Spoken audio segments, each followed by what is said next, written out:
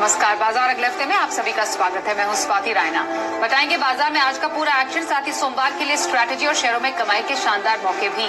पूछ सकते हैं सवाल, फोन नंबर है 022-2300-1634 या फिर आप हमें 022-2300-1635 पर भी कॉल कर सकते हैं। फेसबुक पर @ZBusiness ऑनलाइन, ट्विटर पर @ZBusiness अपने सवाल भेजे #बाजार आज और कल लिखकर। और सोमवार की आपकी तैयारी कराने के लिए जी बिजनेस के मैनेजिंग एडिटर अनिल सिंह भी से समझेंगे बाजार के लिए खास स्ट्रैटेजी। और हमारे साथ हैं सेठी फिनमार्ट के विकास सेठी। विकास जी, स्वागत करते हैं आपका शो में।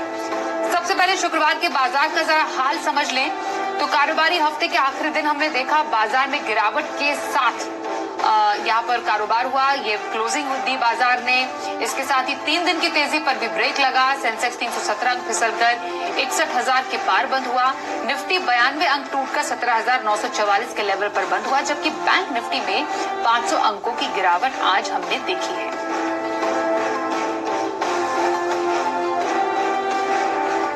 तो गिरावट भरा बाजार में दबाव कहां से आया, समझते हैं अनिल जी से। लगातार 2 दिनों तक 18,000 के ऊपर बंद होने के बाद आज भारतीय बाजारों में दिखा दबाव। वैसे तो हमारे अपने संकेत अच्छे ही थे, 18,000 के ऊपर की क्लोजिंग, साथ ही एफआईज और घरेलू फंड दोनों की तरफ से खरीदारी के आंकड़े, लेकिन इन अच्छे संकेतों पर भारी पड़ते हुए दिखे विदेशी बाजारों के संकेत।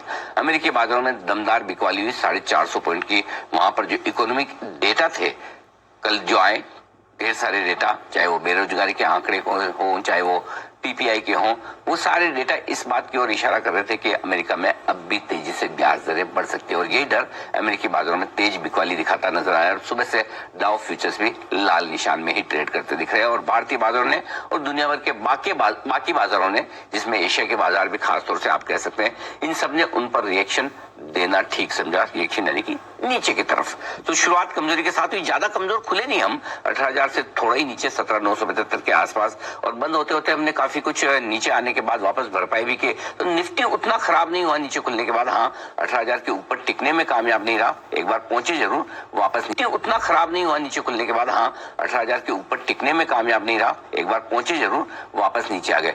लेकिन जो एक्शन कमजोरी का ज्यादा था वो बैंकिंग शेयरों में था। बैंक निफ्टी 41,500 के आसपास खुला, खुलने के बाद धीरे धीरे नीचे सरकते नीचे आया, 41,000 के नीचे भी गया। राहत की बात ये रही थी, बंद होते होते 41,100 के लेवल को हमने बैंक निफ्टी पर होल्ड किया और निफ्टी पर हमने 17,950 के आसपास क्लोजिंग होते हुए दिखी। बिकवाली का दबाव चौतरफा था, ऐसा नहीं कि कुछ ही सेक्टर, ज्यादातर सेक्टर कमजोर थे। मिड कैप स्मॉल कैप शेयरों की भी पिटाई होती दिखी। तो अच्छा खासा जो मूड बना था कि 18,000 के ऊपर टिक कर बाजार थोड़ी अच्छी तेजी 18,200 और उसके ऊपर जाने की कोशिश कर सकते हैं, वो आज ग्लोबल संकेतों के चलते दूर होती हुई नजर आई। तो वीकली क्लोजिंग 18,000 से थोड़ी सी नीचे, कॉन्फिडेंस खराब तो नहीं लेकिन कम करने वाली जरूर है। और बैंक निफ्टी भी 41,000 के बेहद करीब ही बंद होता नजर आया। विकास जी के पास चलते हैं। विकास जी, शुक्रवार की कमजोरी के बाद सोमवार को कैसा बाजार देख रहे हैं आप खुलता हुआ?